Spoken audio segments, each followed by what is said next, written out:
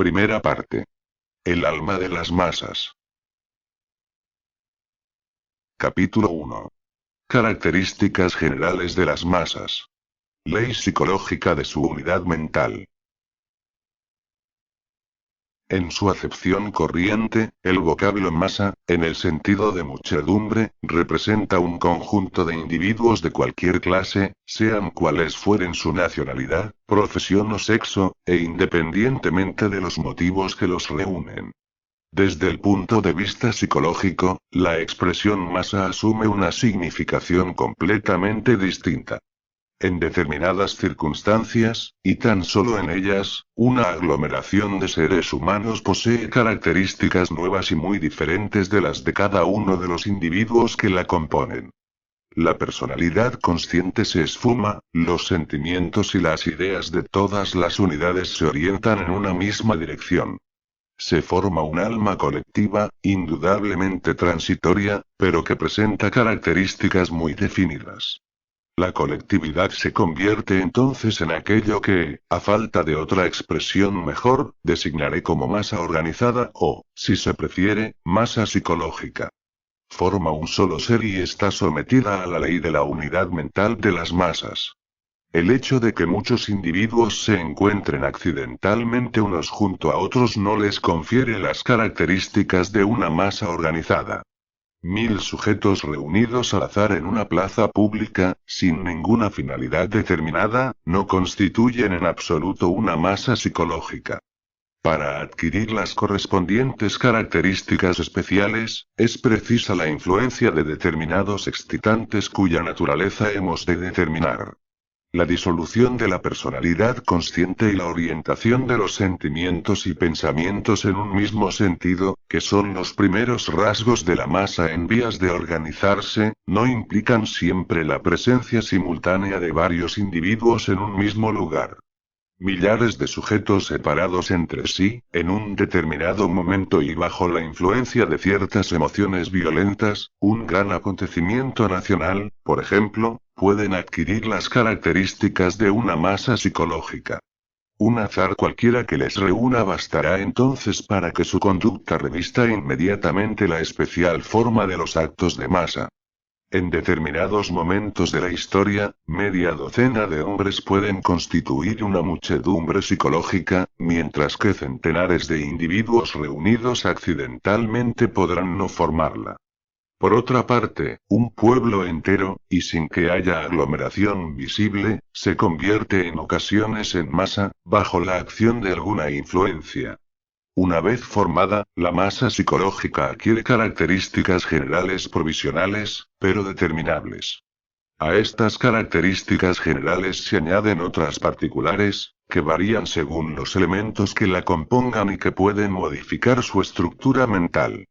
Las masas psicológicas son, por tanto, susceptibles de clasificación.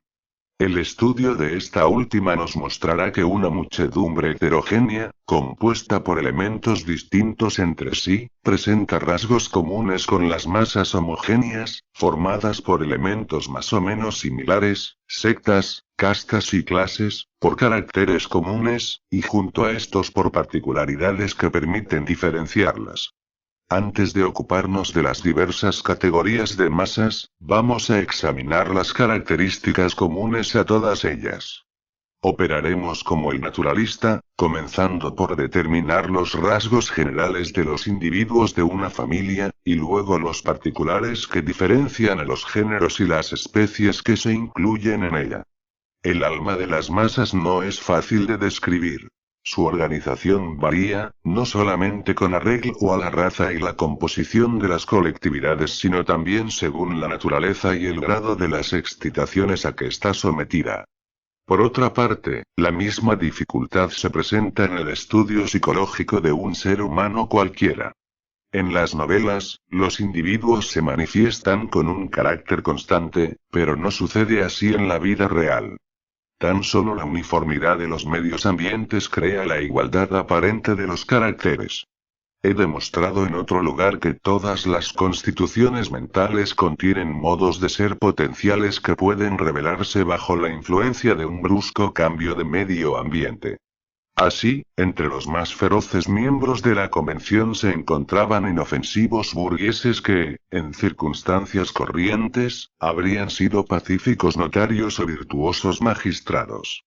Una vez transcurrida la tormenta, recuperaron su carácter normal. Napoleón halló entre ellos sus más dóciles servidores. Ya que no podemos analizar aquí todas las etapas de formación de las masas, las estudiaremos, sobre todo, en la fase de su completa organización. Veremos así en qué pueden convertirse, pero no lo que siempre son.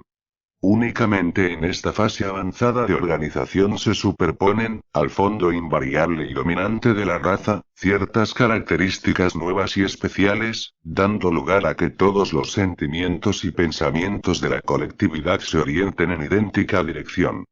Tan solo entonces se manifiesta la que anteriormente he denominado ley psicológica de la unidad mental de las masas. Las masas tienen diversas características psicológicas comunes con los individuos aislados. Otras, por el contrario, no se encuentran sino en las colectividades. Vamos a estudiar primeramente estas características especiales, a fin de mostrar su importancia. El hecho más llamativo que presenta una masa psicológica es el siguiente. Sean cuales fueren los individuos que la componen, por similares o distintos que puedan ser su género de vida, ocupaciones, carácter o inteligencia, el simple hecho de que se hayan transformado en masa les dota de una especie de alma colectiva. Este alma les hace sentir, pensar y actuar de un modo completamente distinto de como lo haría cada uno de ellos por separado. Determinadas ideas, ciertos sentimientos no surgen o no se transforman en actos más que en los individuos que forman una masa. La masa psicológica es un ser provisional, compuesto por elementos heterogéneos, soldados de forma momentánea, de un modo absolutamente igual a como las células de un cuerpo vivo forman, por su reunión, un ser nuevo que manifiesta características muy diferentes de las que posee cada una de las células que lo componen. Contrariamente a una opinión, que nos asombra sea debida a la pluma de un filósofo tan agudo como Herbert Spencer, en el conjunto que constituye una masa no existe en absoluto una suma y un término medio de los elementos, sino una combinación y una creación de características nuevas. Lo mismo sucede en química. Puestos en mutua presencia ciertos elementos, las bases y los ácidos por ejemplo, se combinan para formar un cuerpo nuevo dotado de propiedades diferentes de las de aquellos que han servido para constituirlo. Es fácil comprobar hasta qué punto difiere el individuo que forma parte de una masa respecto del sujeto aislado. Pero es menos sencillo descubrir las causas de esta diferencia. Para llegar a entreverlas, hay que recordar primeramente la siguiente observación de la psicología moderna. No es solo en la vida orgánica, sino también en el funcionamiento de la inteligencia, donde desempeñan los fenómenos inconscientes un papel preponderante. La vida consciente del espíritu no representa sino un sector muy reducido, en comparación con su vida inconsciente. El analista más sutil, el observador más penetrante, no llega a descubrir más que un número muy reducido de los móviles inconscientes. Nuestros actos conscientes derivan de un substrato inconsciente, formado sobre todo por influencias hereditarias. Este substrato encierra los innumerables residuos ancestrales que constituyen el alma de la raza. Tras las causas manifiestas de nuestros actos se encuentran causas secretas ignoradas por nosotros. La mayoría de nuestros actos cotidianos son el efecto de móviles ocultos que se nos escapan. Principalmente, todos los individuos que componen el alma de una raza se asemejan por los elementos inconscientes y difieren, por los elementos conscientes, frutos de la educación pero sobre todo de una herencia excepcional. Los hombres más diferentes entre sí por su inteligencia tienen, en ocasiones, instintos, pasiones y sentimientos idénticos. En todo aquello que se refiere a sentimientos, religión, política, moral, afectos, antipatías, etc., los hombres más eminentes no sobrepasan, sino en raras ocasiones, el nivel de los individuos corrientes. Entre un célebre matemático y su zapatero puede existir un abismo en su rendimiento intelectual, pero desde el punto de vista del carácter y de las creencias, la diferencia es frecuentemente nula o muy reducida. Ahora bien, estas cualidades generales del carácter, gobernadas por el inconsciente y que poseen en un mismo grado aproximado la mayoría de los individuos normales de una raza, son precisamente aquellas que encontramos, de forma generalizada, en las masas. En el alma colectiva se borran las aptitudes intelectuales de los hombres y, en consecuencia, su individualidad. Lo heterogéneo queda anegado por lo homogéneo y predominan las cualidades inconscientes. Esta puesta en común de cualidades corrientes nos explica por qué las masas no pueden realizar actos que exigen una elevada inteligencia. Las decisiones de interés general tomadas por una asamblea de hombres distinguidos, pero de diferentes especialidades, no son sensiblemente superiores a las que adoptaría una reunión de imbéciles. Tan solo pueden asociar, en efecto, aquellas cualidades mediocres que todo el mundo posee. Las masas no acumulan la inteligencia, sino la mediocridad. No es todo el mundo, como se dice con frecuencia, quien tiene más ingenio que Voltaire. Ciertamente, Voltaire tiene más ingenio que todo el mundo, si es que todo el mundo representa a las masas. Pero si los individuos que forman una masa se limitasen a fusionar sus cualidades corrientes, se daría simplemente un término medio y no, como hemos dicho, una creación de características nuevas. ¿De qué modo se establecen estas características? Procedamos a examinarlo. Diversas causas determinan la aparición de las especiales características de las masas. La primera de ellas es que el individuo integrado en una masa adquiere, por el mero hecho del número, un sentimiento de potencia invencible que le permite ceder a instintos que, por sí solo, habría frenado forzosamente. Y cederá con mayor facilidad, puesto que al ser la masa anónima y, en consecuencia, irresponsable, desaparece por completo el sentimiento de responsabilidad, que retiene siempre a los individuos. Una segunda causa, el contagio mental, interviene asimismo para determinar en las masas la manifestación de características especiales y, al mismo tiempo, su orientación. Dicho contagio es un fenómeno fácil de comprobar, pero que sigue hasta ahora sin explicar y que hay que poner en relación con los fenómenos de índole hipnótica que estudiaremos a continuación. En una masa, todo sentimiento, todo acto es contagioso, hasta el punto de que el individuo sacrifica muy fácilmente su interés personal al colectivo. Se trata de una actitud contraria a su naturaleza y que el hombre tan solo es capaz de asumir cuando forma parte de una masa. Una tercera causa, de mucha mayor importancia, determina en los individuos que forman masa características especiales, que a veces son muy opuestas a las del sujeto aislado. Me refiero a la sugestibilidad, cuyo contagio, anteriormente mencionado, no es sino un efecto. Para comprender este fenómeno hay que tener presentes algunos descubrimientos recientes de la fisiología.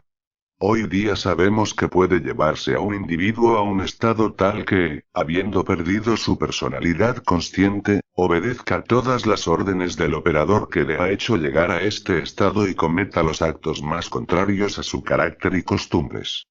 Ahora bien, atentas observaciones parecen demostrar que el individuo, sumergido durante cierto tiempo en el seno de una masa actuante, cae muy pronto, a consecuencia de los efluvios emanados por esta o por cualquier otra causa aún ignorada, en una situación particular, que se aproxima mucho al estado de fascinación del hipnotizado en manos de su hipnotizador. Al estar paralizada la vida del cerebro en el sujeto hipnotizado, éste se convierte en el esclavo de todas sus actividades inconscientes, que el hipnotizador dirige a su placer. La personalidad consciente se ha esfumado, la voluntad y el discernimiento han quedado abolidos. Sentimientos y pensamientos se orientan entonces en la dirección determinada por el hipnotizador. Aproximadamente, este es el estado del individuo que forma parte de una masa. Ya no es consciente de sus actos. En él, al igual que en el hipnotizado, mientras que son destruidas ciertas facultades, otras pueden alcanzar un grado extremo de exaltación. La influencia de una sugestión le lanzará con una fuerza irresistible a la ejecución de determinados actos. Impetuosidad más irrefrenable aún en las masas que en el sujeto hipnotizado, ya que la sugestión, al ser la misma para todos los individuos, se exagera al convertirse en recíproca. Las unidades de una masa que posean una personalidad lo bastante fuerte como para resistir a la sugestión, son muy poco numerosas y las arrastra la corriente. Podrán intentar, a lo sumo, una desviación mediante una sugestión diferente. En ocasiones, una palabra acertada, una imagen intencionadamente evocada, han apartado a las masas de los actos más sanguinarios. Así pues, la desaparición de la personalidad consciente, el predominio de la personalidad inconsciente, la orientación de los sentimientos y las ideas en un mismo sentido, a través de la sugestión y del contagio, la tendencia a transformar inmediatamente en actos las ideas sugeridas, son las principales características del individuo dentro de la masa.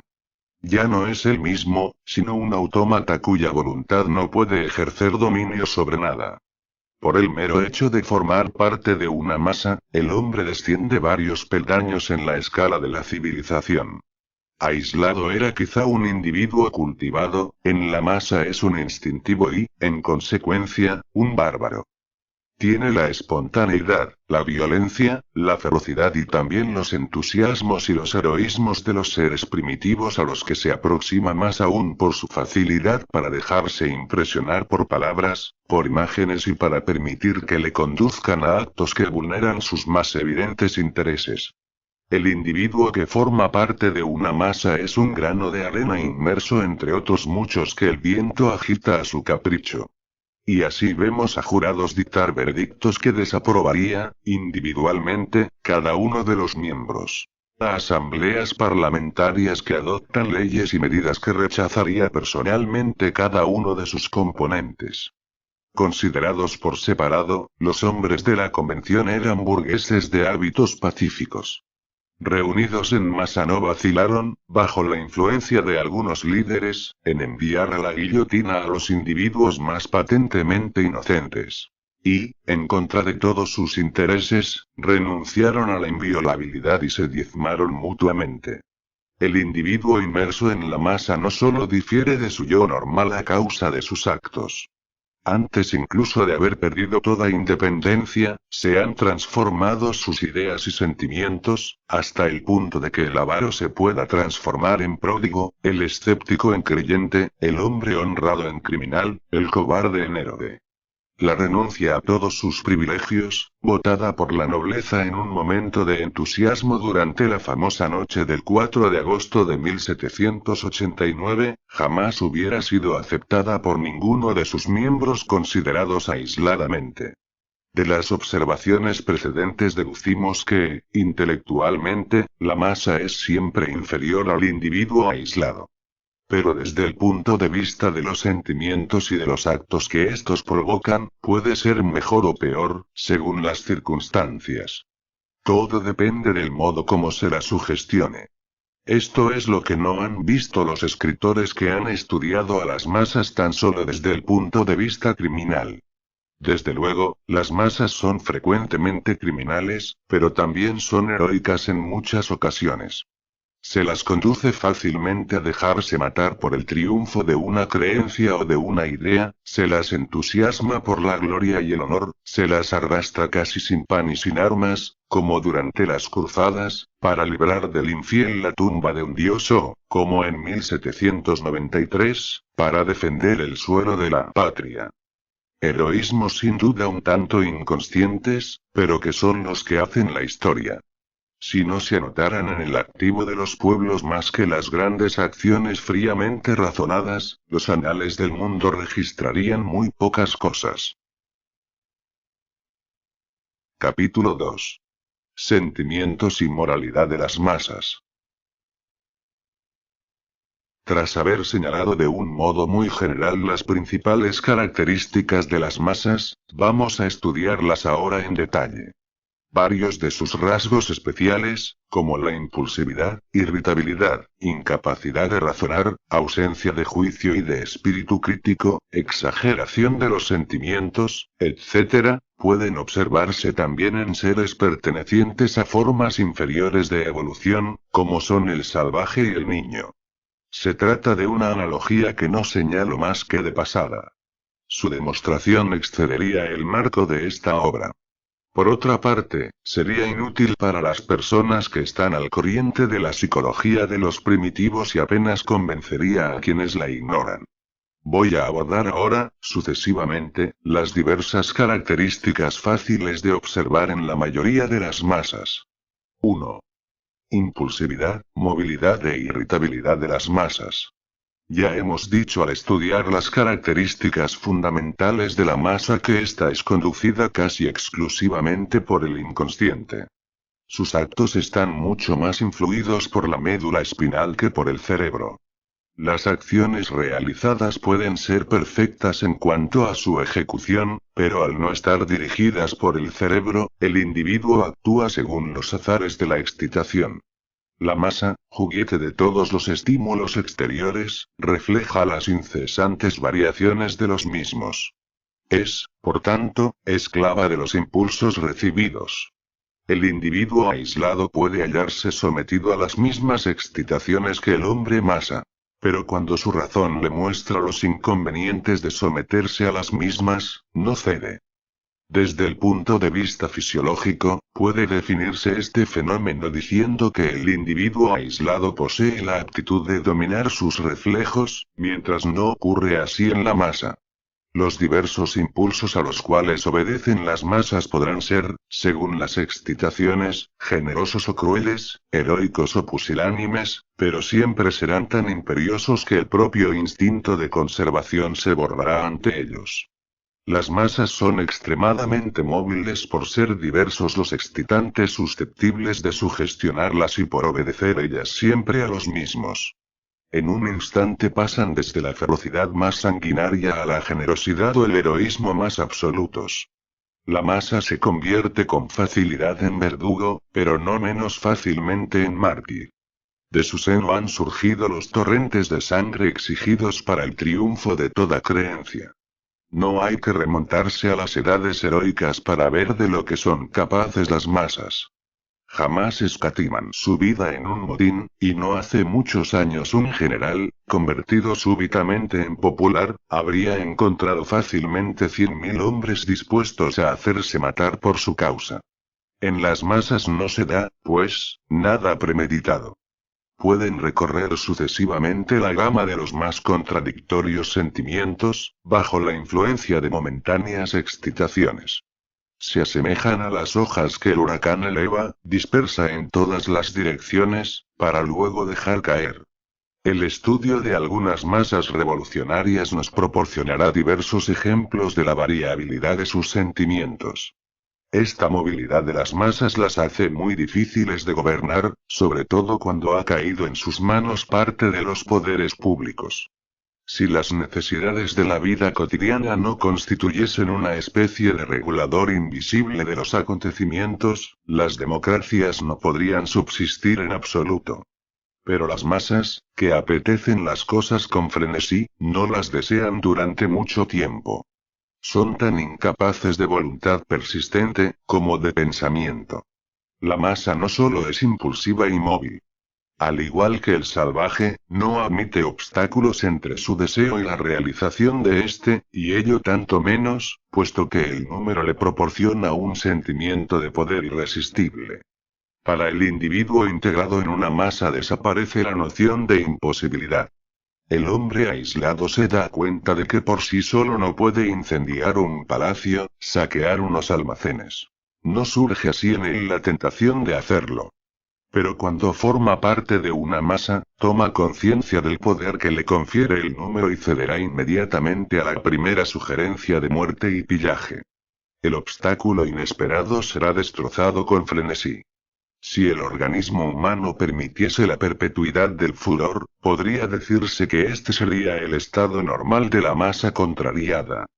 en la irritabilidad de las masas, en su impulsividad y su movilidad, así como en todos los sentimientos populares que estudiaremos, siempre intervienen las características fundamentales de la raza. Constituyen el suelo invariable en el que germinan nuestros sentimientos. Indudablemente, las masas son irritables e impulsivas, pero con grandes variaciones en cuanto a grado. Resulta notable, por ejemplo, la diferencia entre una masa latina y una anglosajona. Los hechos recientes de nuestra historia arrojan viva luz sobre este punto. En 1870, la publicación de un simple telegrama que relataba un supuesto insulto bastó para determinar una explosión de furor de la que surgió inmediatamente una guerra terrible. Algunos años más tarde, el anuncio telegráfico de un insignificante fracaso en Langston provocó una nueva explosión que dio lugar a la caída instantánea del gobierno. En el mismo momento, el fracaso mucho más grave de una expedición inglesa ante Jartum no produjo en Inglaterra más que escasa emoción y no fue cambiado ningún ministro. Las masas son siempre femeninas, pero las más femeninas de todas son las masas latinas. Quien se apoye en ellas puede ascender muy alto y con mucha rapidez, pero bordeando sin cesar la roca Tarpeya y con la certeza de ser precipitado desde ella algún día. 2. Sugestibilidad y credulidad de las masas. Ya hemos dicho que una de las características generales de las masas es una sugestibilidad excesiva y hemos mostrado cuán contagiosa es una sugestión en toda aglomeración humana. Esto explica la rápida orientación de los sentimientos en un determinado sentido. Por neutra que se la suponga, la masa se encuentra generalmente en un estado de atención expectante favorable a la sugestión. La primera sugestión formulada se impone inmediatamente, por contagio, a todos los cerebros y establece enseguida la orientación.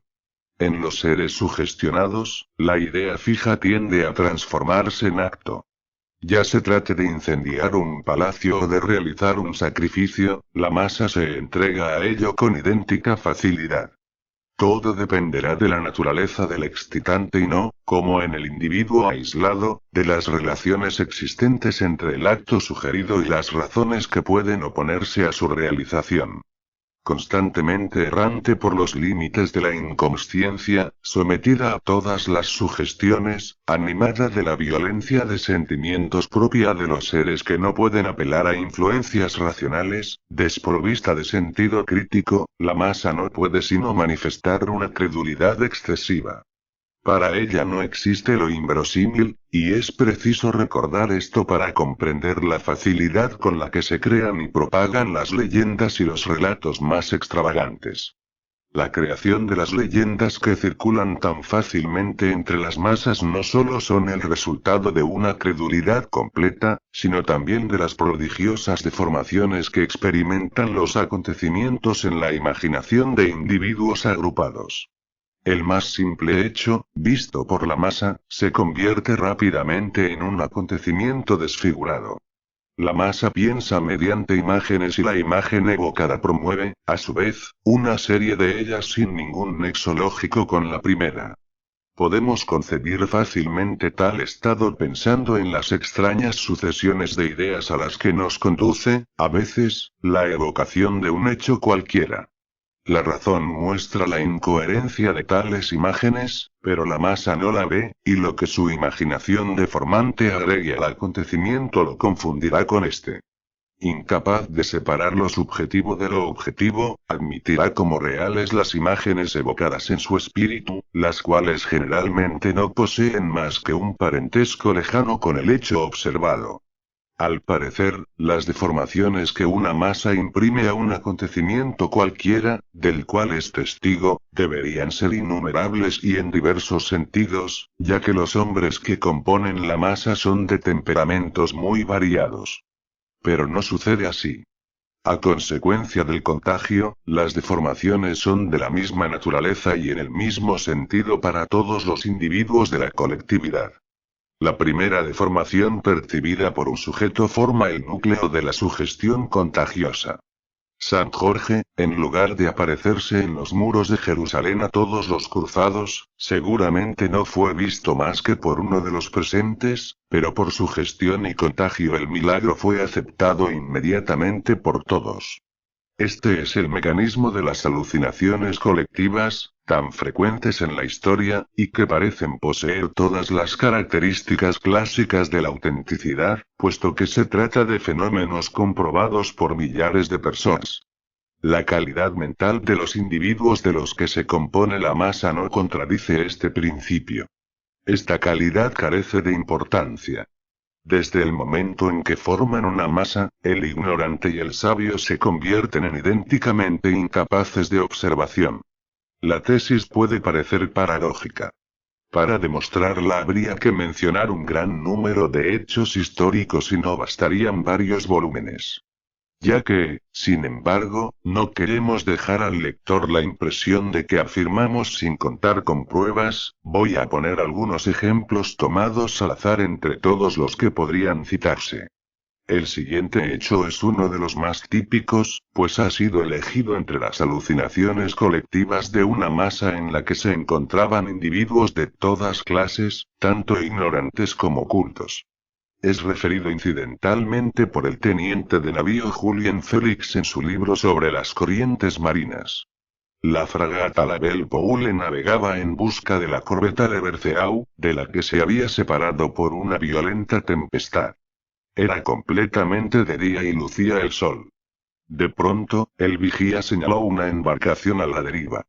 La tripulación dirige sus miradas hacia el punto indicado y, tanto oficiales como marineros, perciben claramente una balsa cargada de hombres, remolcada por embarcaciones sobre las cuales flotaban señales de socorro. El almirante Desfoses hizo armar una embarcación para acudir en socorro de los náufragos.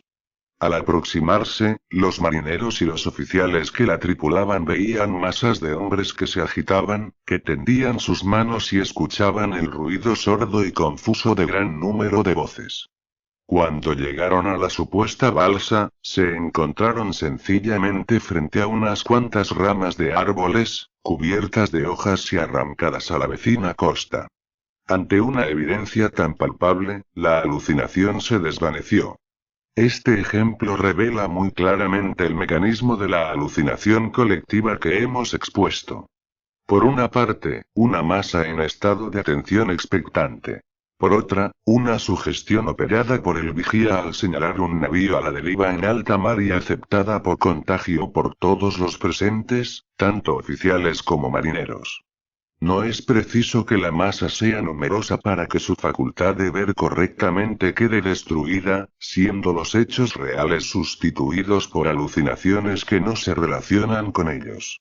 La reunión de unos cuantos individuos constituye una masa y, aun cuando se trate de sabios eminentes, asumen todas las características de las masas en aquellos temas que se salen de su especialidad.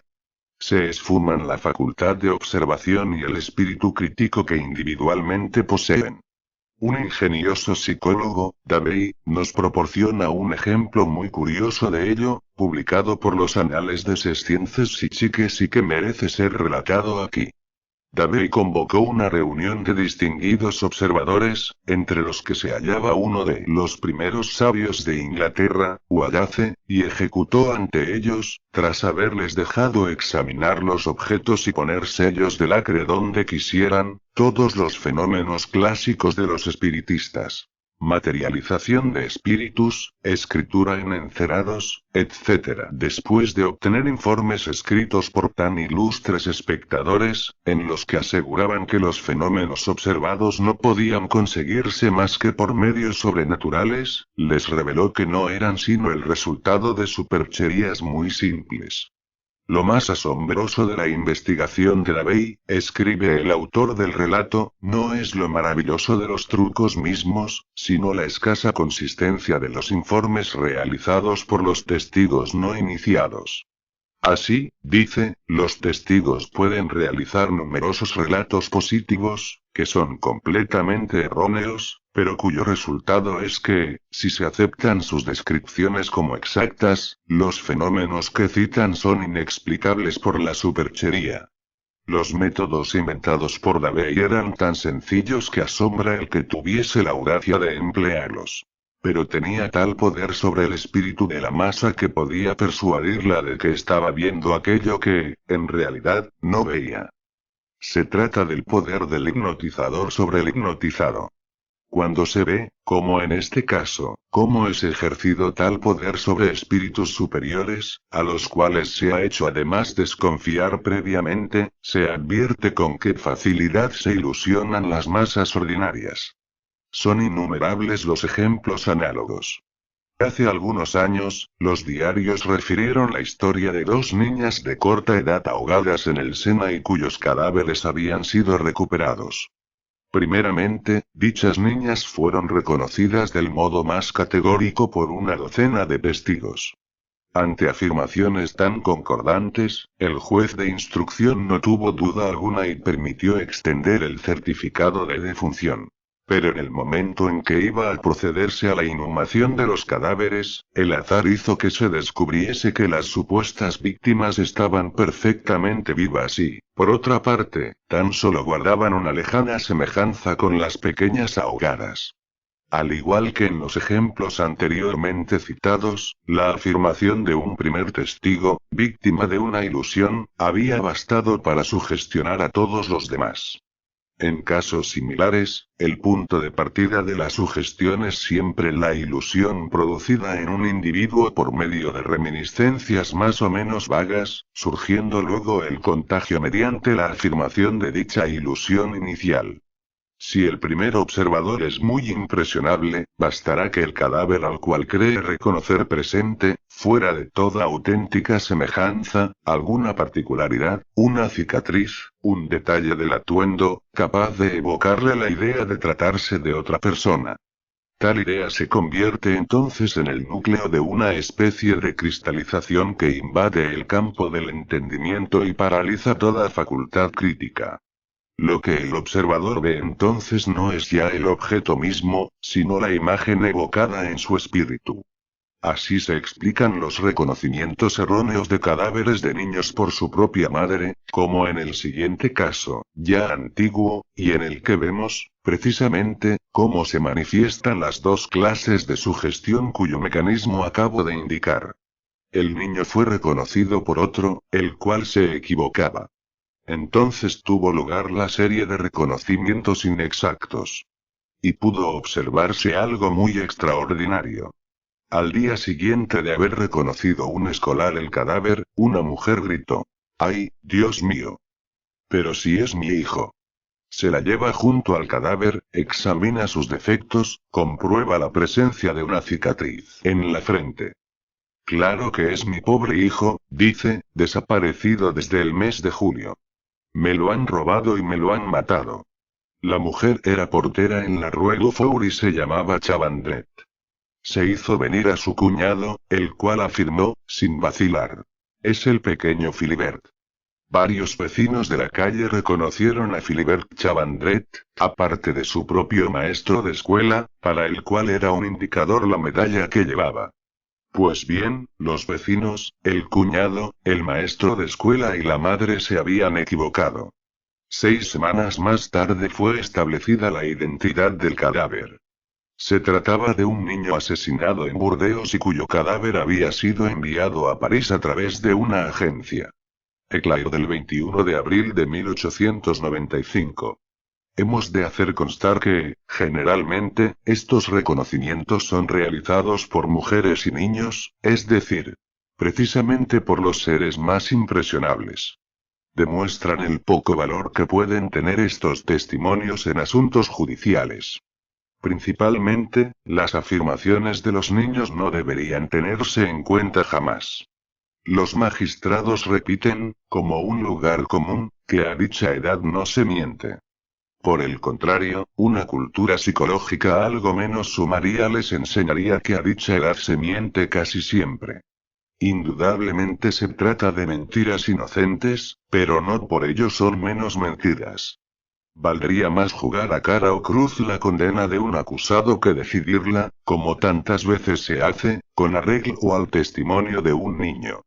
Volviendo a las observaciones realizadas por las masas, podemos afirmar que son las más erróneas de todas y representan, generalmente, la simple ilusión de un individuo que, a través de un contagio, ha sugestionado a los demás.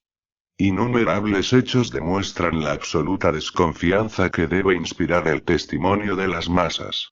Millares de hombres asistieron a la célebre carga de caballería de la batalla de Sedán y, sin embargo, resulta imposible, ya que los testimonios visuales son de lo más contradictorio, saber quién la ordenó. En un reciente libro, el general inglés Wolseley ha demostrado que hasta ahora se han cometido los errores más graves acerca de los hechos más destacados de la batalla de Waterloo, que fueron presenciados, sin embargo, por centenares de testigos. 6. Todos estos ejemplos muestran, repito, el valor que puede tener el testimonio de las masas. Los tratados de lógica incluyen la unanimidad de numerosos testigos dentro de la categoría de las pruebas más demostrativas de la exactitud de un hecho. Pero lo que sabemos acerca de la psicología de las masas muestra cuán propensas son a experimentar ilusiones a este respecto.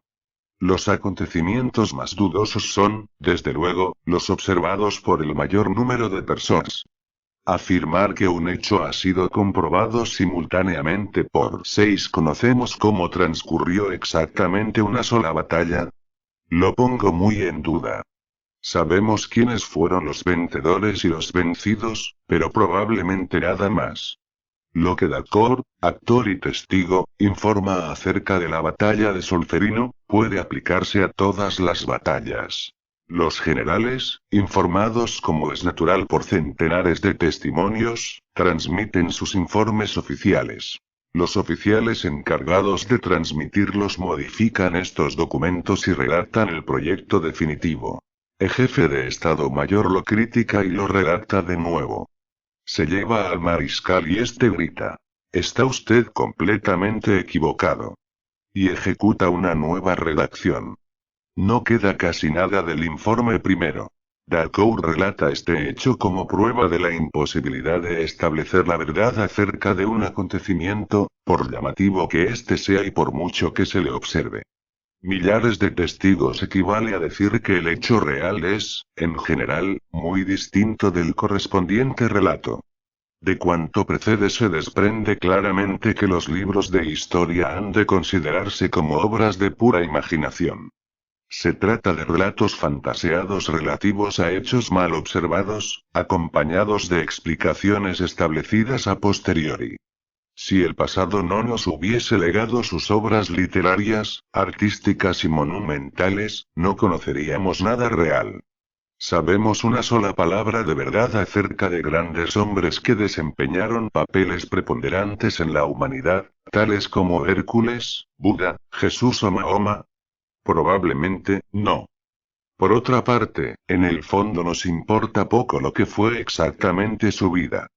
Los seres que han impresionado a las masas fueron héroes legendarios y no héroes reales. Desgraciadamente, las propias leyendas no tienen tampoco consistencia alguna. La imaginación de las masas las transforma sin cesar según las épocas y, sobre todo, según las razas. Hay mucha distancia del Jehová sanguinario de la Biblia al Dios de amor de Santa Teresa. Y el Buda adorado en China no tiene ya ningún rasgo común con el que se venera en la India. Incluso no es necesario que hayan transcurrido siglos para que las leyendas acerca de los héroes sean transformadas por la imaginación de las masas. La transformación tiene a veces lugar en unos cuantos años. Hemos visto en nuestros días cómo la leyenda acerca de uno de los mayores héroes históricos se ha modificado varias veces en menos de 50 años.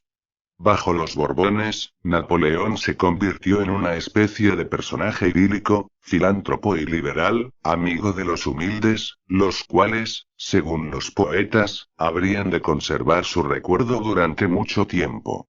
30 años después, el héroe paternal se había convertido en un déspota sanguinario, usurpador del poder y de la libertad y que sacrificó por su ambición a 3 millones de hombres. Actualmente, la leyenda se sigue transformando. Cuando hayan transcurrido varias decenas de siglos, los sabios del futuro, en presencia de tan contradictorios relatos, dudarán quizá acerca de la existencia del héroe, como nosotros dudamos en ocasiones de la de Buda, y no verán en él sino algún mito solar o una variante de la leyenda de Hércules. Se consolarán fácilmente, sin duda, de esta incertidumbre, ya que, mejor iniciados que en la actualidad a la psicología de las masas, sabrán que la historia no puede eternizar sino mitos. 3. Exageración y simplismo de los sentimientos de las masas. Los sentimientos buenos o malos, manifestados por una masa, presentan la doble característica de ser muy simples y muy exagerados. En este aspecto, así como en tantos otros, el individuo masa se aproxima a los seres primitivos. Inaccesible a los matices, ve las cosas en bloque y no conoce transiciones. En la masa, la exageración de un sentimiento está fortalecida por el hecho de que, al propagarse muy rápidamente por su gestión y contagio, la aprobación de la que es objeto acrecienta su fuerza de modo considerable. La simplicidad y la exageración de los sentimientos de las masas los preservan de la duda y la incertidumbre. Al igual que las mujeres, tienden inmediatamente a los extremos. La sospecha enunciada se transforma de manera inmediata en evidencia indiscutible. Un inicio de antipatía y desaprobación que permanecería poco acentuado en el individuo aislado se convierte rápidamente en un odio feroz en el individuo masa. La violencia de los sentimientos de las masas se exagera más aún, sobre todo en las masas heterogéneas, por la ausencia de responsabilidad. La certeza de la impunidad, tanto más acentuada cuanto más numerosa es la masa, y la noción de un considerable poder momentáneo debido al número, hacen factibles para la colectividad sentimientos y actos que resultan imposibles para el individuo aislado. En las masas, el imbécil, el ignorante y el envidioso se ven liberados del sentimiento de su nulidad y su impotencia, sustituido por la noción de una fuerza brutal, pasajera, pero inmensa. Frecuentemente, en las masas, la exageración se refiere por desgracia a malos sentimientos, reliquia atávica de los instintos del hombre primitivo, y que el miedo al castigo obliga a refrenar en el individuo aislado y con sentimiento de responsabilidad. Así se explica la facilidad con que se entregan las masas a los peores excesos. Hábilmente sugestionadas, las masas se hacen capaces de heroísmo y sacrificio. Incluso son más aptas que el individuo aislado. Volveremos a insistir sobre este punto al estudiar el tema de la moralidad. Al no ser impresionada la masa más que por los sentimientos excesivos, el orador que desee seducirla debe abusar de las afirmaciones violentas. Exagerar, afirmar, repetir y no intentar jamás demostrar nada mediante razonamiento. He aquí los procedimientos de argumentación familiares a los oradores de las reuniones populares.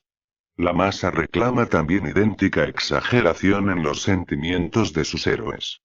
Sus cualidades y virtudes aparentes han de estar siempre amplificadas. En el teatro, la masa exige del protagonista de la obra unas virtudes, un valor, una moralidad que jamás se dan en la vida corriente. Se ha hablado, con razón, de la óptica especial del teatro. Existe, sin duda. Pero, generalmente, sus reglas no guardan relación alguna con el buen sentido y la lógica. El arte de hablar a las masas es de un orden inferior, pero exige aptitudes muy especiales. A veces, al leerlas, no se comprende el éxito obtenido por ciertas obras teatrales y los empresarios, cuando las reciben, generalmente están muy inseguros respecto al éxito que puedan obtener, ya que para juzgarlas tendrían que transformarse en masa 7. De poder abordar esta cuestión más a fondo, sería fácil demostrar también la influencia preponderante de la raza. Ocasionalmente, una obra teatral que en un país entusiasma a la masa del público, no obtiene éxito alguno en otro, o no lo logra más que de manera relativa, ya que no pone en juego resortes capaces de entusiasmar a su nuevo público. 7. Esto permite comprender por qué ciertas obras teatrales rechazadas por todos los empresarios obtienen un prodigioso éxito cuando, por azar, son representadas. Sabido es el éxito logrado por la obra de Cope pour la Couronne, rechazada durante 10 años por los empresarios de los principales teatros, a pesar del renombre de su autor. La tía de Carlos, montada por un agente de cambio, tras sucesivos rechazos, obtuvo más de 200 representaciones en Francia y más de 1000 en Inglaterra. Sin la explicación, antes expuesta, de la imposibilidad de que los empresarios se sitúen mentalmente en el puesto de la masa, resultarían incomprensibles tales aberraciones de juicio por parte de individuos competentes y sumamente interesados en no cometer errores tan notorios. Creemos inútil añadir que la exageración de las masas se refiere tan solo a los sentimientos y de ningún modo a la inteligencia. Como ya he señalado, por el simple hecho de estar el individuo inmerso en una masa, desciende considerablemente su nivel intelectual. Tarde lo ha constatado también en sus investigaciones acerca de los crímenes de las masas. Así pues, únicamente en el plano de los sentimientos pueden las masas elevarse muy altas o descender, por el contrario, muy bajo. 4. Intolerancia, autoritarismo y conservadurismo de las masas. Al no conocer las masas sino sentimientos simples y extremos, las opiniones, ideas y creencias que se las sugiere son aceptadas o rechazadas en bloque, siendo consideradas como verdades absolutas o errores no menos absolutos. Siempre sucede así con las creencias determinadas mediante sugestión, en lugar de haber sido engendradas por razonamiento. Sabido es cuán intolerantes son las creencias religiosas y qué despótico es el imperio que ejercen sobre las almas. No teniendo duda alguna acerca de que lo que cree es verdad, o por el contrario, error, y poseyendo, por otra parte, la clara noción de su fuerza, la masa es tan autoritaria como intolerante. El individuo puede aceptar la contradicción y discusión, mientras que la masa no las soporta jamás. En las reuniones públicas, la más ligera contradicción por parte de un orador es inmediatamente acogida con rugidos de furor y violentas invectivas, seguidas muy pronto por vías de hecho y expulsión, a poco que éste insista. En muchas ocasiones, sin la presencia inquietante de los agentes de la autoridad, el contradictor sería incluso linchado. El autoritarismo y la intolerancia son generales en todas las categorías de masas, pero se presentan en grados muy diversos. Y aquí reaparece también la noción fundamental de raza, dominadora de los sentimientos y los pensamientos de los hombres. El autoritarismo y la intolerancia están desarrollados sobre todo en las masas latinas, hasta el punto de haber destruido aquel sentimiento de la independencia individual que tan acentuado se halla entre los anglosajones. Las masas latinas no son sensibles más que a la independencia colectiva de su secta, y la característica de esta independencia consiste en la necesidad de someter, inmediata y violentamente, a sus creencias a todos los disidentes. En los pueblos latinos, los jacobinos de todas las épocas, desde la de la Inquisición, no han podido elevarse a otra concepción de la libertad. El autoritarismo y la intolerancia constituyen para las masas sentimientos muy claros, que soportan tan fácilmente como practican. Respetan la fuerza y no les impresiona la bondad, considerada sencillamente como una forma de debilidad. Sus simpatías jamás se han orientado hacia los jefes paternales, sino a los tiranos que las han dominado vigorosamente. Siempre es a estos a quienes se erigen las más altas estatuas. Si gustan de pisotear al déspota derribado, es porque al perder su fuerza queda incluido en la categoría de los débiles a quienes se desprecia y a los que no temen. El tipo de héroe querido por las masas tendrá siempre la estructura de un César. Les seduce su pompa, su autoridad les amilana y su sable les atemoriza. Dispuesta siempre a sublevarse contra una autoridad débil, la masa se inclina servilmente ante una autoridad fuerte.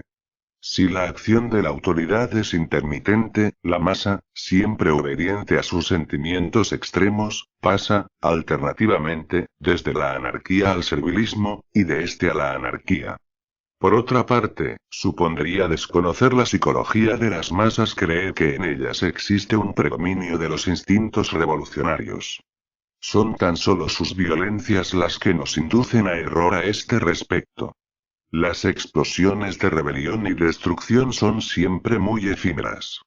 Están regidas en gran medida por el inconsciente y demasiado sometidas, en consecuencia, a la influencia de herencias seculares, como para no mostrarse extremadamente conservadoras. Abandonadas a sí mismas, se les ve muy pronto cansarse de sus desórdenes y dirigirse instintivamente hacia la servidumbre. Los jacobinos más fieros e intratables aclamaron enérgicamente a Bonaparte cuando suprimió todas las libertades e hizo sentir duramente su mano de hierro. La historia de las revoluciones populares es casi incomprensible si se desconocen los instintos profundamente conservadores de las masas. Desean, desde luego, cambiar los nombres de sus instituciones e incluso realizan, a veces, violentas revoluciones para obtener dichos cambios. Pero el fondo de tales instituciones expresa demasiado las necesidades hereditarias de la raza como para que las masas no retornen siempre al mismo. Su incesante movilidad no se refiere sino a cosas superficiales. De hecho, tienen irreductibles instintos conservadores y, como todos los primitivos, un respeto fetichista por las tradiciones, un horror inconsciente a las novedades capaces de modificar sus condiciones reales de existencia. Si el actual poder de las democracias hubiera existido en la época en que fueron inventados los oficios mecánicos, el vapor y los ferrocarriles, la realización de estos inventos habría resultado imposible, o solo se hubiese logrado al precio de reiteradas revoluciones. Felizmente para los progresos de la civilización, la supremacía de las masas no nació sino cuando ya se habían realizado los grandes descubrimientos de la ciencia y de la industria. 5. Moralidad de las masas. Si adjudicamos a la palabra moralidad el sentido de respeto constante de ciertas convenciones sociales y de represión permanente de los impulsos egoístas, resulta evidente que las masas son demasiado impulsivas y móviles como para ser capaces de moralidad. Pero si incluimos dentro de dicho término la aparición momentánea de determinadas cualidades, como la abnegación, el desinterés, el sacrificio de sí mismo, la necesidad de equidad, podemos afirmar que, por el contrario, las masas son a veces capaces de mostrar una moralidad muy elevada. Los escasos psicólogos que las han estudiado no lo han hecho más que desde el punto de vista de sus actos criminales, y como han observado que tales actos se producen con frecuencia, han asignado a las masas un nivel moral muy bajo. No cabe duda de que lo manifiestan a menudo. Pero, ¿por qué? Sencillamente porque los instintos de ferocidad destructiva son residuos de edades primitivas que permanecen en el fondo de cada uno de nosotros. Para el individuo aislado sería peligroso satisfacerlos, mientras que el hecho de su absorción por una masa irresponsable, en la que está asegurada su impunidad, le deja en plena libertad para seguirlos. Al no poder ejercer, habitualmente, estos instintos destructivos en nuestros semejantes, nos limitamos a satisfacerlos en los animales. La pasión por la caza y la ferocidad de las masas proceden de una misma fuente. La masa que despedaza lentamente a una víctima indefensa demuestra una crueldad muy cobarde, pero para el filósofo, dicha crueldad está próximamente emparentada con la de los cazadores que se reúnen por docenas para asistir al despedazamiento de un desdichado ciervo por sus perros. Si la masa es capaz de asesinar, de incendiar y de toda clase de crímenes, lo es también de actos de sacrificio y de desinterés, mucho más elevados que aquellos de los que es capaz el individuo aislado. Cuando se invocan sentimientos de gloria, de honor, de religión y de patria se actúa sobre todo sobre el individuo inmerso en la masa. La historia está llena de ejemplos análogos a los de los cruzados y de los voluntarios de 1793. Únicamente las colectividades son capaces de grandes sacrificios desinteresados. ¿Cuántas multitudes se han hecho exterminar heroicamente por creencias e ideas que apenas comprendían? Las masas que acuden a las huelgas van más bien a obedecer una consigna que por obtener un aumento de salario. El interés personal raras veces constituye un motivo poderoso para ellas, mientras que es el móvil casi exclusivo en el individuo aislado. No ha sido ciertamente el interés personal el que ha guiado a las masas en tantas guerras, casi siempre incomprensibles para su inteligencia, y en las que se dejaron masacrar con tanta facilidad como las alondras hipnotizadas por el espejo del cazador. Los más perfectos canallas, por el simple hecho de estar reunidos en masa, adquieren a veces principios de moralidad muy estrictos. Taine refiere que los asesinos de las matanzas de septiembre acudían a depositar sobre la mesa de los comités las carteras y las alhajas encontradas en sus víctimas y que, sin dificultad alguna, habrían podido robar. La masa vociferante, agitada y miserable que invadió las Tullerías durante la Revolución de 1848 no se apoderó de ninguno de los objetos que la deslumbraron y, de los cuales, uno tan solo representaba pan para muchos días. Desde luego, esta moralización del individuo por la masa no es una regla constante, pero se observa con frecuencia e incluso en circunstancias mucho más graves de las que acabo de mencionar. En el teatro, como ya he dicho, la masa exige exageradas virtudes al protagonista de la obra, y el público, incluso el compuesto por personas de clase social baja, se muestra en ocasiones muy gazmoño.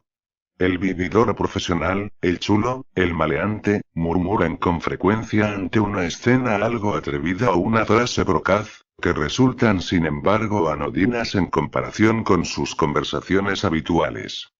Así pues, las masas, que se entregan con frecuencia a los más bajos instintos, proporcionan también, en ocasiones, ejemplos de actos de una elevada moralidad. Si el desinterés, la resignación, la absoluta entrega a un ideal quimérico o real constituyen virtudes morales, puede afirmarse que, en ocasiones, las masas las poseen en un grado tal que raramente ha sido alcanzado por los más sabios filósofos. Sin duda las practican inconscientemente, pero ello no importa. Si las masas hubieran razonado con frecuencia y consultado sus intereses inmediatos, quizá no se hubiese desarrollado civilización alguna en la superficie de nuestro planeta y la humanidad no habría tenido historia. Capítulo 3. Ideas, razonamientos e imaginación de las masas. 1. Las ideas de las masas. Al estudiar, en una obra precedente, el papel desempeñado por las ideas sobre la evolución de los pueblos, hemos demostrado que toda civilización deriva de un corto número de ideas fundamentales, raramente renovadas. Ya hemos expuesto cómo estas ideas se establecen en el alma de las masas.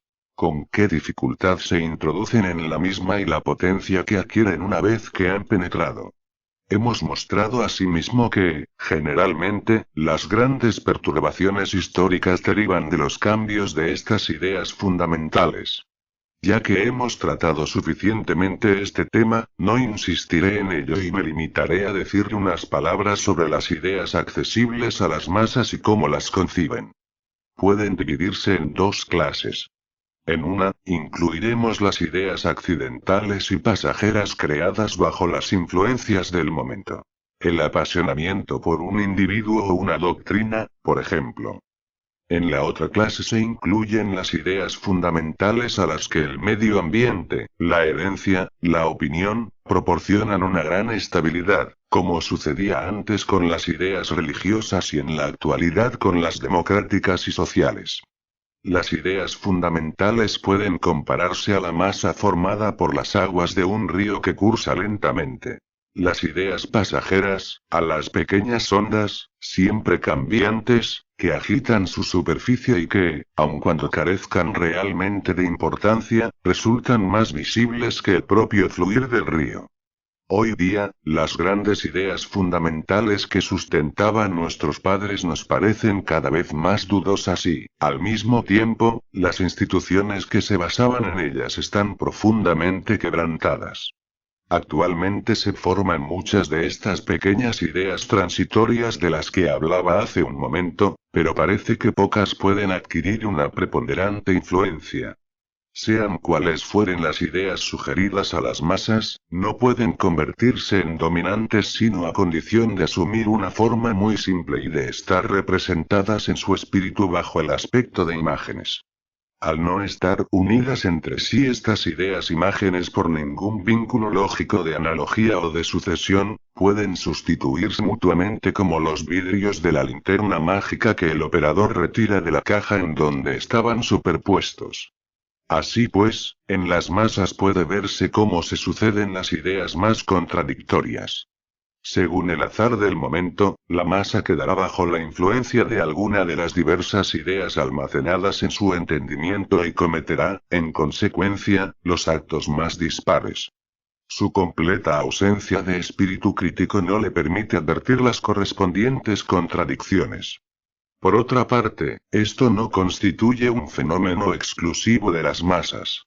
Ocurre asimismo en muchos individuos aislados, no solamente entre los seres primitivos, sino también entre todos aquellos que, debido a una vertiente cualquiera de su espíritu, los seguidores de una intensa fe religiosa, por ejemplo, se aproximan a los primitivos. Lo he observado, por ejemplo, entre los hindúes cultos, educados en nuestras universidades europeas, en las que han obtenido todos los diplomas. Sobre su fondo inmutable de ideas religiosas o sociales hereditarias se había superpuesto, sin alterarlas en absoluto, una capa de ideas occidentales, que no guardaban relación alguna con las primeras. Según los azares del momento, surgían unas u otras, con su especial acompañamiento discursivo, y un mismo individuo presentaba así las contradicciones más llamativas. Contradicciones más aparentes que reales, ya que las ideas hereditarias son por sí solas lo bastante poderosas en el individuo aislado como para convertirse en auténticos móviles de conducta.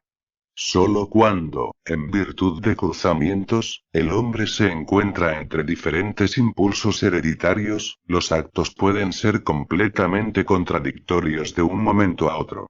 Consideramos inútil insistir aquí sobre estos fenómenos, aunque sea capital su importancia psicológica. Creo que hacen falta, por lo menos, 10 años de viajes y de observaciones para llegar a comprenderlos. Para convertirse en populares, las ideas han de experimentar con frecuencia las más completas transformaciones, ya que solo son accesibles a las masas tras haber revestido una forma muy simple. Cuando se trata de ideas filosóficas o científicas algo elevadas, se puede comprobar la profundidad de las modificaciones que les son necesarias para descender, de estrato en estrato, hasta el nivel de las masas. Estas modificaciones dependen, sobre todo, de la raza a la que pertenecen dichas masas. Pero siempre tenderán a disminuir y a simplificarse. En realidad, tampoco hay desde el punto de vista social, una jerarquía de ideas, es decir, ideas más o menos elevadas.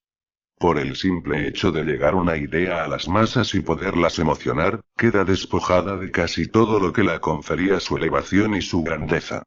Por otra parte, carece de importancia el valor jerárquico de una idea.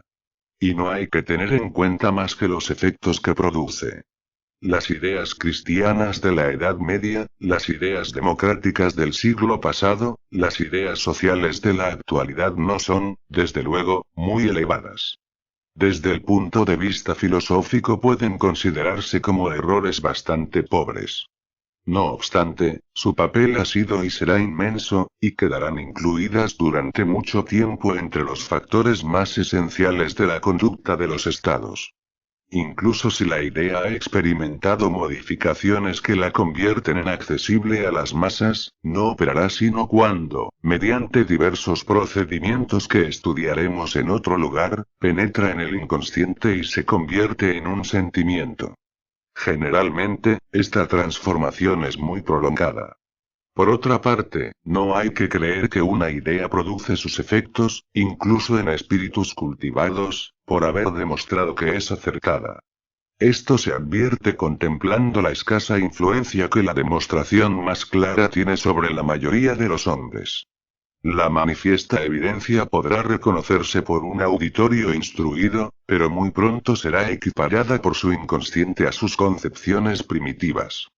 Si vuelve a verse al cabo de unos días, manifestará de nuevo sus antiguos argumentos, exactamente en los mismos términos. Se halla, en efecto, bajo la influencia de ideas anteriores que se han convertido en sentimientos, y son tan solo estas las que actúan sobre los móviles profundos de nuestros actos y nuestros discursos. Cuando, mediante diversos procedimientos, una idea se ha incrustado finalmente en el alma de las masas, adquiere un poder irresistible y desarrolla toda una serie de consecuencias. Las ideas filosóficas que desembocaron en la Revolución Francesa tardaron mucho en implantarse en el alma popular. Pero sabida es la irresistible fuerza que adquirieron cuando quedaron establecidas. El impulso de todo un pueblo hacia la conquista de la igualdad social, hacia la realización de derechos abstractos y de libertades ideales hizo vacilar a todos los tronos y conmocionó profundamente al mundo occidental. Durante 20 años, los pueblos se precipitaron unos contra otros y Europa conoció hecatombes comparables a las de Gengis Khan y Tamerlán. Jamás se puso tan claramente de manifiesto aquello que puede producir un desencadenamiento de ideas capaces de cambiar la orientación de los sentimientos. Si es preciso mucho tiempo para que las ideas se establezcan en el alma de las masas, no menos tiempo necesitan para salir de ella. Desde el punto de vista de las ideas, las masas están siempre en unas cuantas generaciones de retraso con respecto a los sabios y filósofos.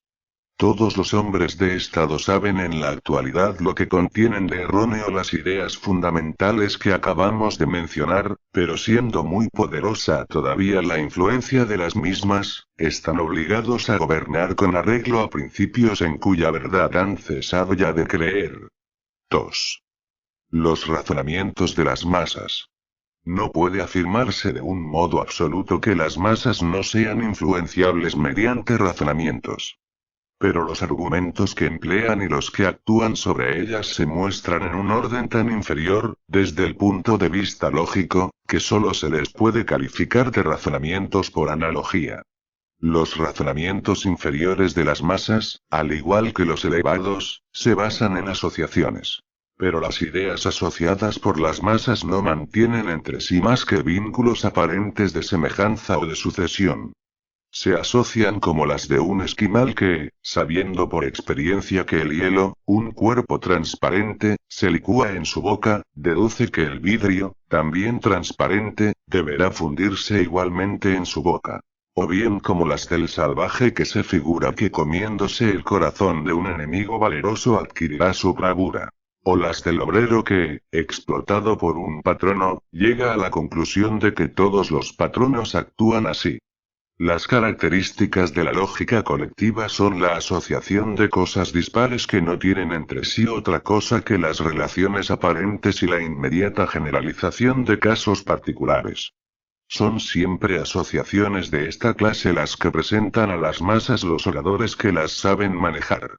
Únicamente tales asociaciones pueden influir sobre las masas.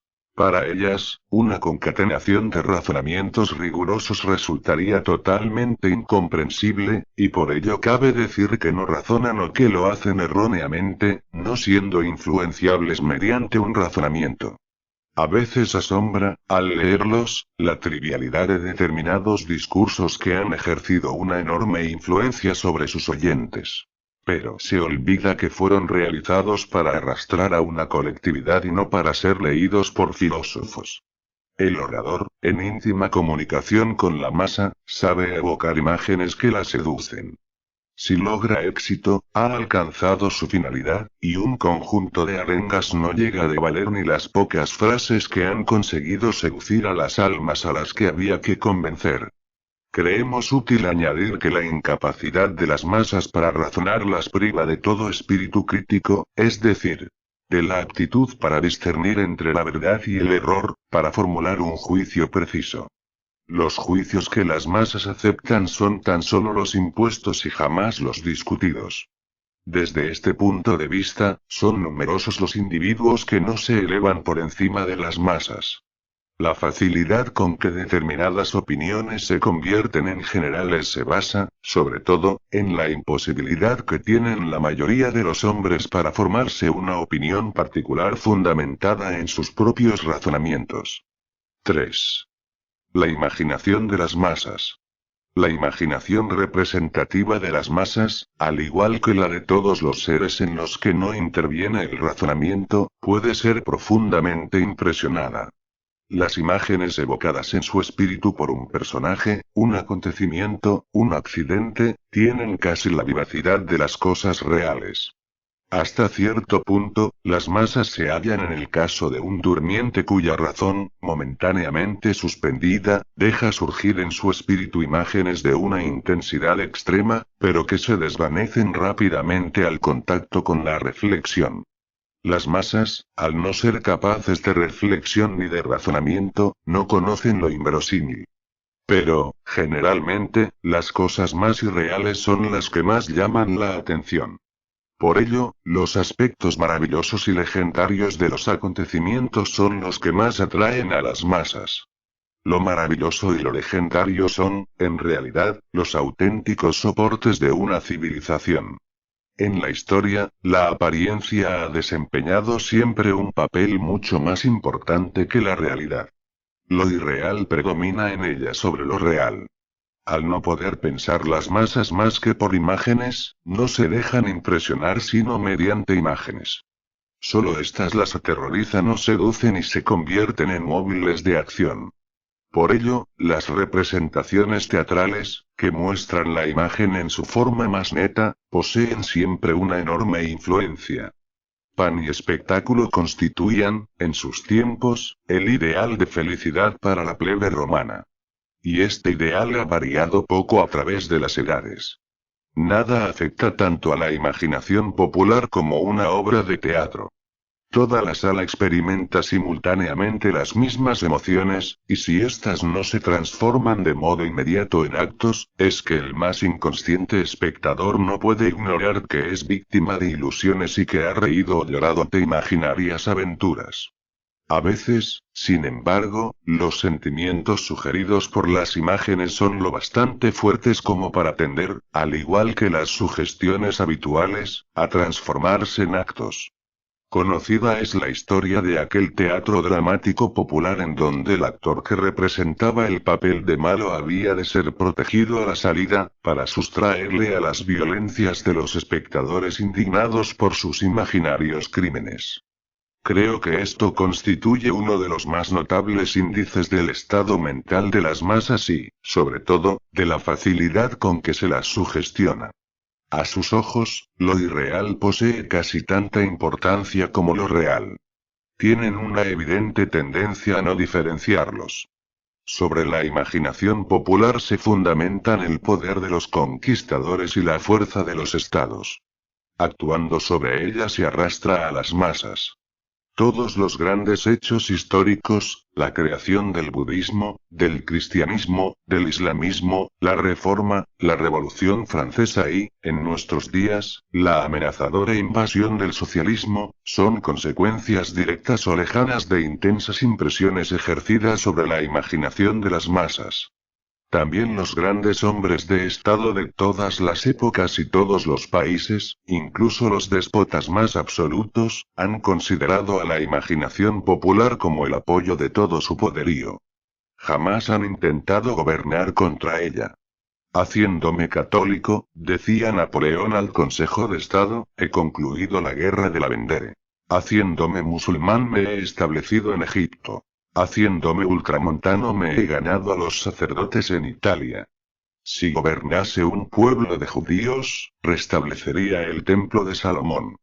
Jamás, quizá, desde Alejandro y César, ningún hombre ha comprendido mejor cómo ha de ser impresionada la imaginación de las masas.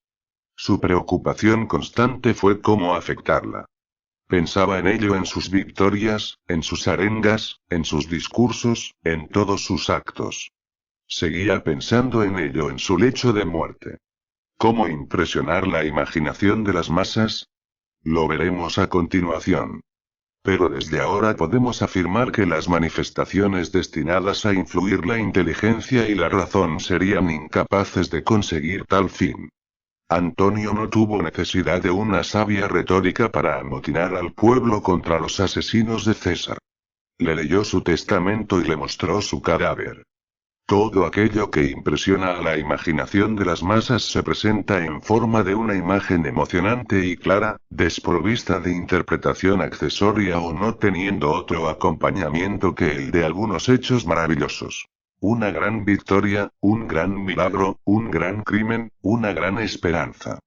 Es importante presentar las cosas en bloque y sin indicar jamás la correspondiente génesis. 100 pequeños crímenes o 100 pequeños accidentes no afectarán en modo alguno a la imaginación de las masas, mientras que un solo crimen de importancia, una sola catástrofe, las conmoverán en gran medida, incluso con resultados infinitamente más mortíferos que los 100 pequeños accidentes reunidos.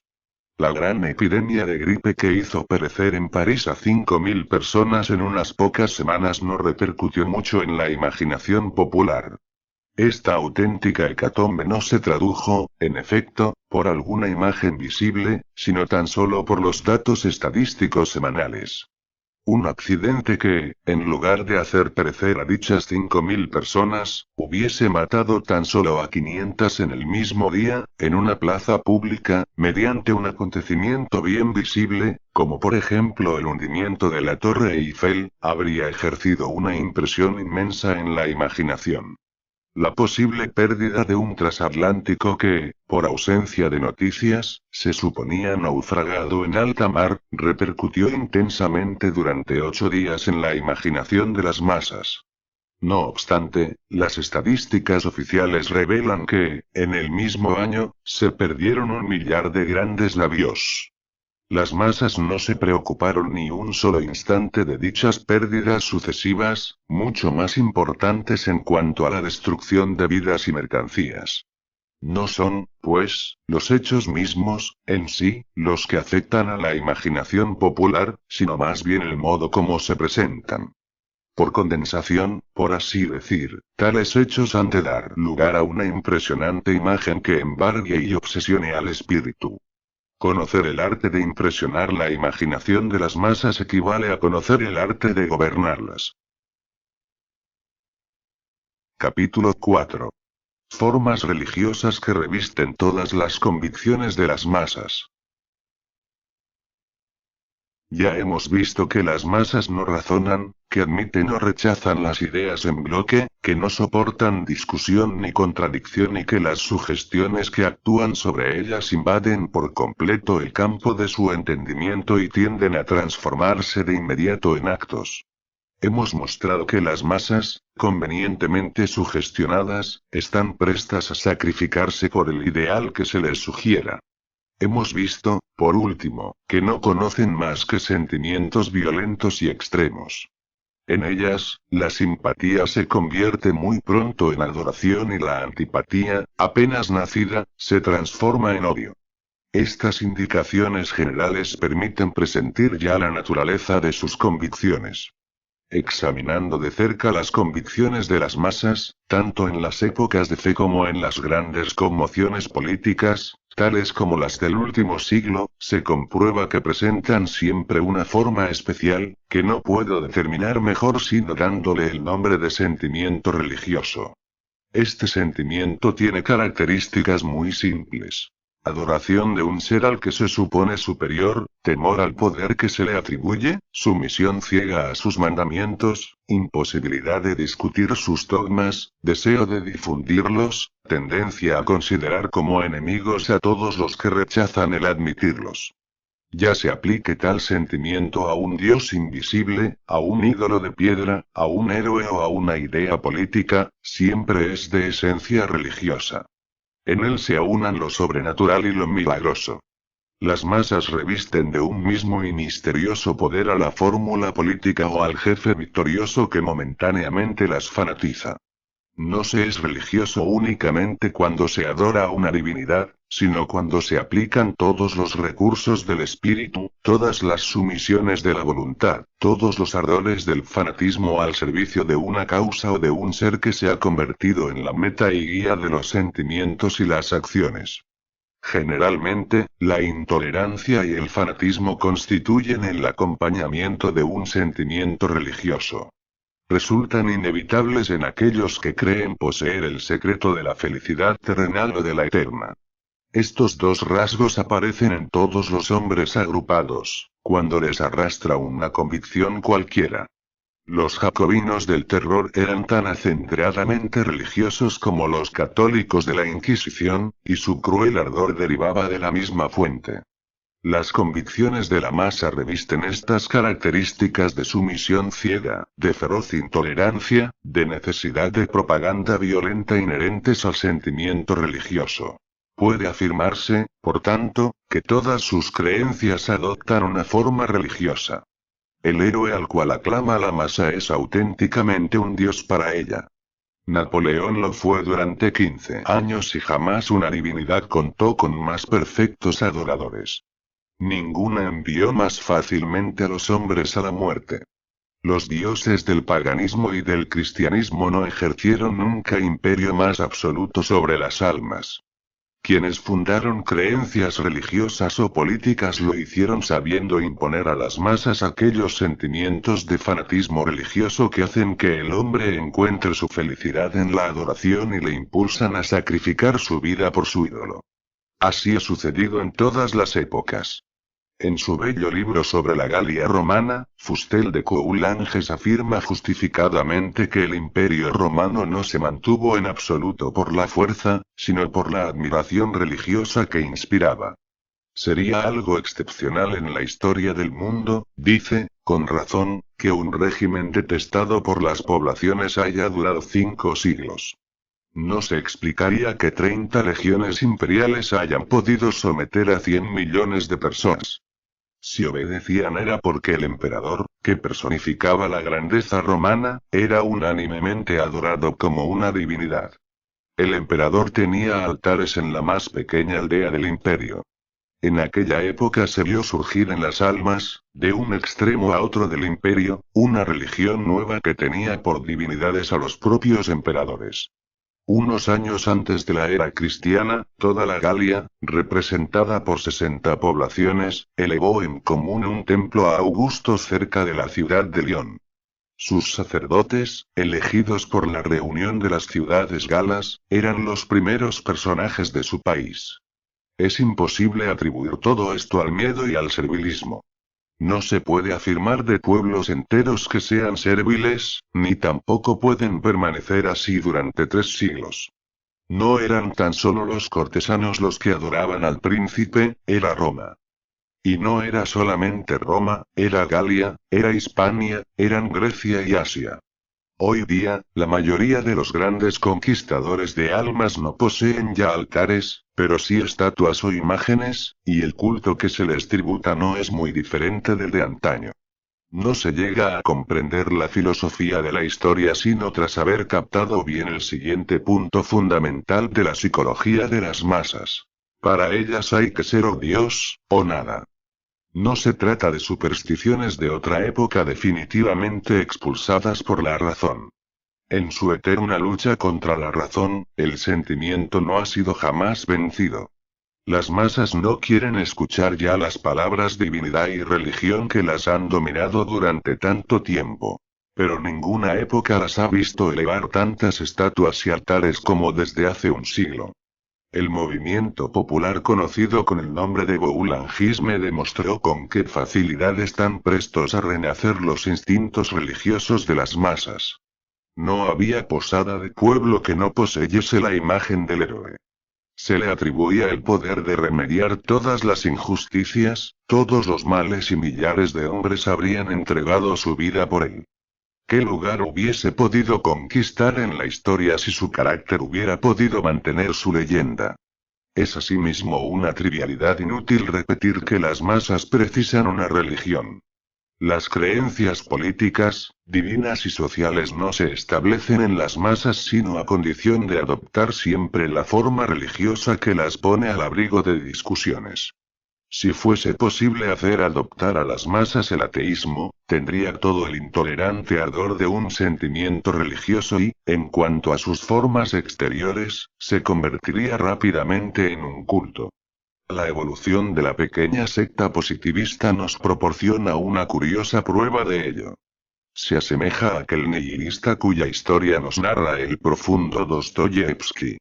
Iluminado un día por las luces de la razón, rompió las imágenes de las divinidades y los santos que adornaban el altar de su pequeña capilla, apagó los cirios y, sin perder un instante, sustituyó las imágenes destruidas por las obras de algunos filósofos ateos y luego volvió a encender piadosamente los cirios.